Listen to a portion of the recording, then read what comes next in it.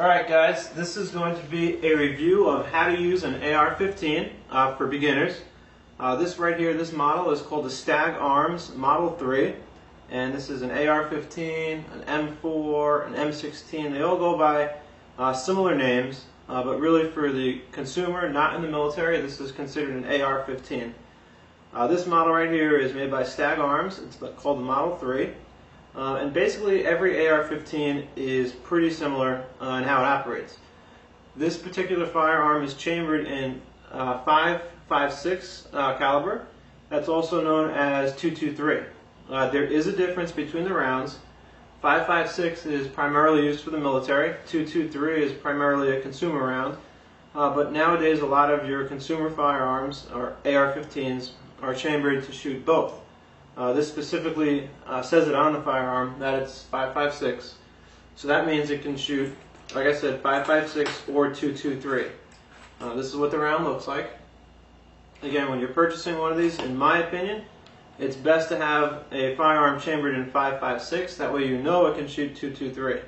If the firearm is only chambered in .223, then it should probably not fire 5.56. There's an ongoing debate about that.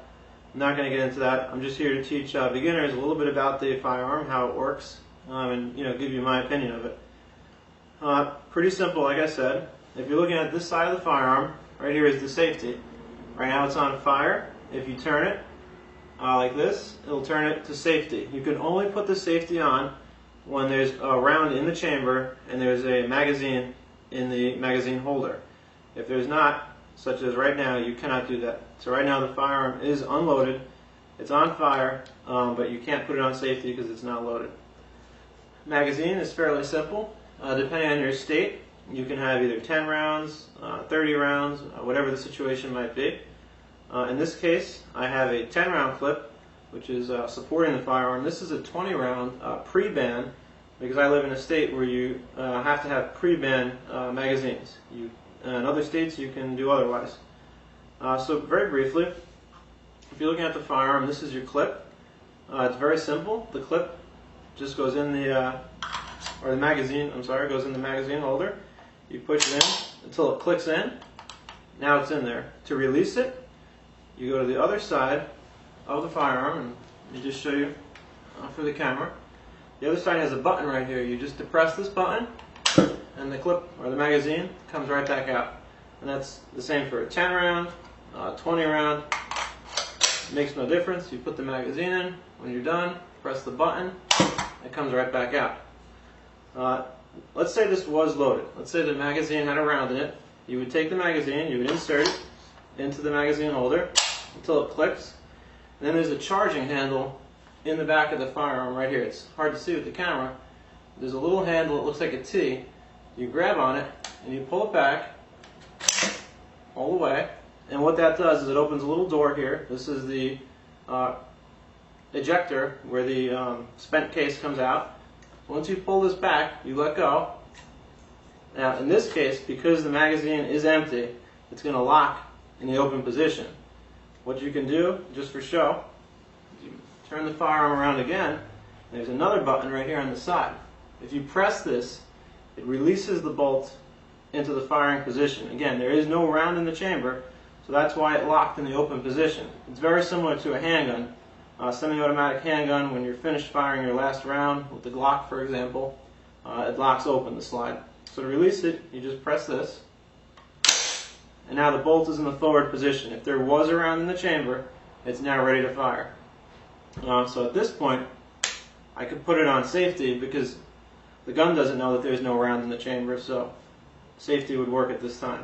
If you wanted to fire the weapon out, you'd simply pull the trigger.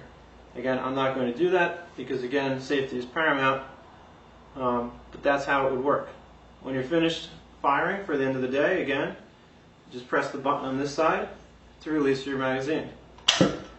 When you're when you're finished at the end of the day, you should close this little door. This keeps rain and debris out of the firing mechanism.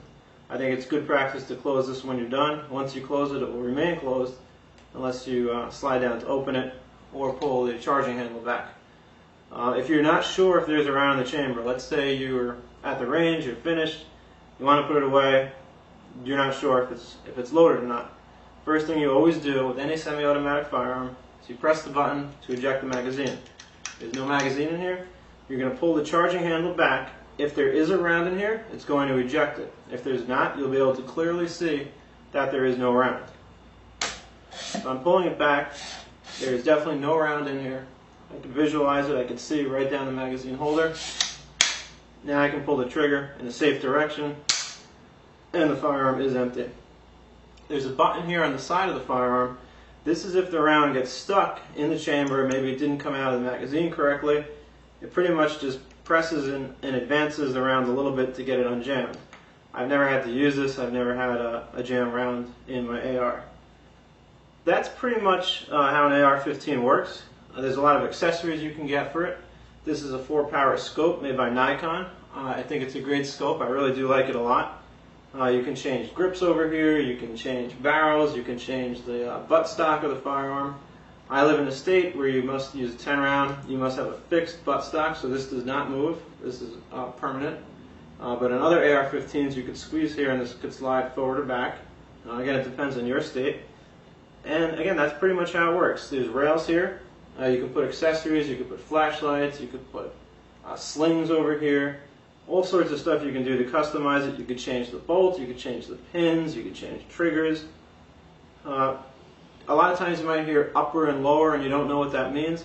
Basically, the firearm is divided into two halves, the upper part and the lower part. The lower part meaning the magazine assembly, the trigger mechanism, the pistol grip, and the buttstock.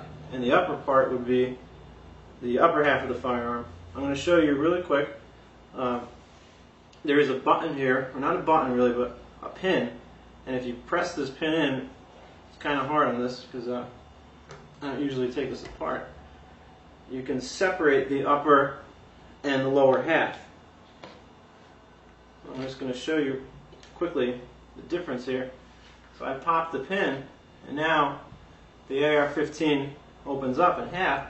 This is considered the lower half, and this is considered the upper half.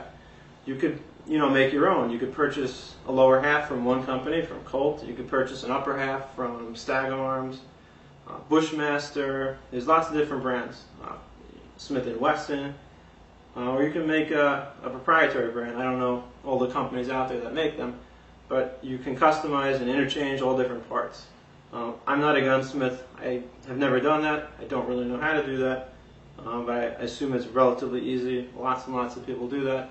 I personally just like to purchase stock firearms and keep them totally stock.